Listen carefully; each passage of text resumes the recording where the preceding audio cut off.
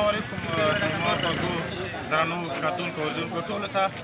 بالخصوص ټول اهل اسلام ته د وړ اختر مبارکي وایو او د هغو ټولو بتونه د خدای الله په نس کې قبول او منظور کړي او ټول اهل اسلام ته او سره سره موږ ته څومره هم مسافر ملګري دي مسافر وروڼه دي هغو ته هم ډېرې ډېرې مبارکي خدای دې وکړي چې دا اختر خوشحالي زموږ اهل اسلام دپاره او بالخصوص پاکستان دپاره د خیر او د خوشحالي ذریعه وګرځوي.